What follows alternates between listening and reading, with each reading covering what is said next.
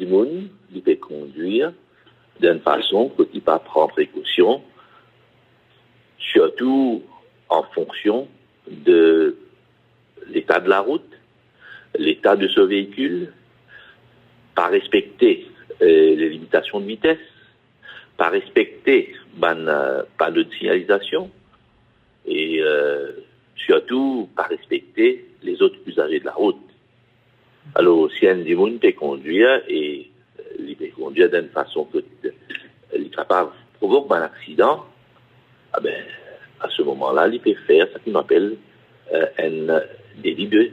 À montrer où qui la police nous pas faire ses bras croisés et nous peut agir en conséquence afin de retrace un chauffeur qui peut persister pour commettre une infraction à la route Traffic Act. Et nous avons différentes unités, que ce soit Traffic Branch, IRS, Division Support Unit. Donc, nous déployons à travers l'île. Et ça qui explique un petit peu la hausse dans le nombre de contrevenants, de bandits qui finissent verbalisés pour infraction à la Road Traffic Act, surtout en ce qui concerne le dangerous. Souvent, nous tendons à dire que bandits déplorent absence de marquage sur la route, si pas absence de panneau de signalisation. Mais tous les jours, au quotidien, nous trouvons des gens à commettre une infraction. Des fois, surtout en l'absence de policiers. Et les malheureux, nous pas besoin d'un policier au chemin pour nous respecter provision du Road Traffic Act. Nous besoin capables surtout respecter tout. Au feu de signalisation, tout le monde tout le monde gagne orange, au lieu après toi, pour freiner, pour arrêter, ou tout le monde pèse sur l'accélérateur pour ne pas passer l'eau rouge. Et ça capable de causer un accident grave, très grave, voire même fatal.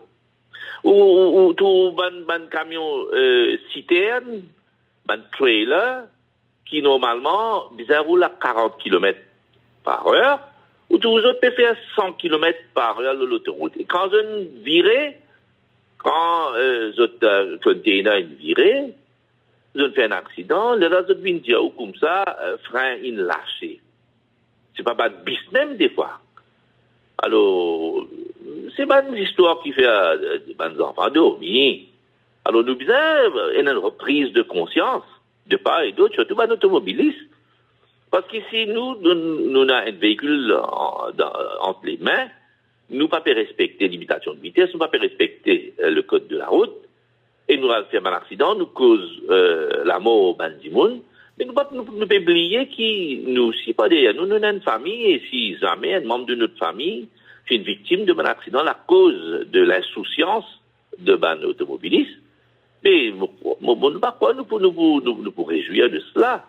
Alors, besoin d'une reprise de conscience, et nous faisons appel à tout un automobiliste pour ressaisir autres. La route, là, pour être partagée par tous les usagers de la route, que ce soit piétons, automobilistes, cyclistes, motocyclistes. Là, actuellement, dans nos paysages, on a aussi métro. Là aussi, au niveau la ligne métro express, tous les jours, il y a du monde, quand métro, il gagne le feu vert pour y aller, l'autre là, où trouver une motocyclette dépasse. C'est trop pressé, il passe devant le métro là. Donc, imaginez-nous qui conséquences ça va avoir là. Alors, pourquoi sécurité de l'usager de la route, ça, il dépend surtout les autres comportements dans la route.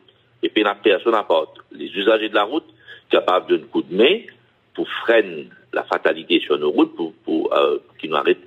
Et là, le nombre de victimes qui nous déploraient de tous les jours, au bas de la route. En tant qu'un activiste de la sécurité routière de longue date, me permet de voir que le nombre de dangerous driving peut augmenter.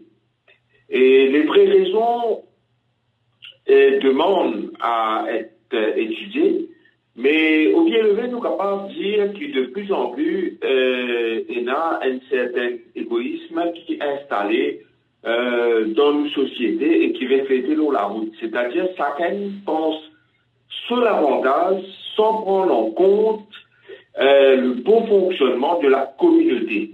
Or, il est très très important, l'eau la route, quand nous l'eau la route, nous réaliser que c'est un espace à partager, c'est un espace public qui est géré par le code de la route. Pour nous capables, comment dire, vivre bien l'eau la route, pour nous capables respecter nos camarades et pour qu'ils n'aient aucun problème, nous obliger de suivre sa code de la route. L'État ne pas suivre ça, les là même qui nous arrivent faire un dangerous driving qui menace la vie. Donc, moi, je peine, mais seulement je dis qu'il nous a encore possibilité pour nous rectifier nos comportements, pour nous rectifier l'attitude d'abord, parce que sur la rue, il s'agit d'abord de préserver la vie. Sur la rue, le mot-clé, c'est le respect, à commencer par le respect du code de la route, qui, bien évidemment, équivaut au respect de son prochain et au respect de la vie de son prochain et de la civilisation, ça m'est bien arrêté.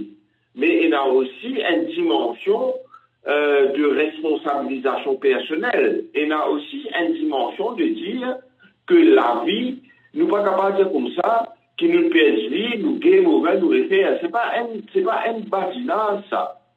Donc, l'eau la rue, me rappelle encore une fois, que l'eau la rue, le mot-clé, c'est le respect, à commencer par le respect du code de la route, qui évidemment équivaut au respect de la rue. Bien insister l'eau là.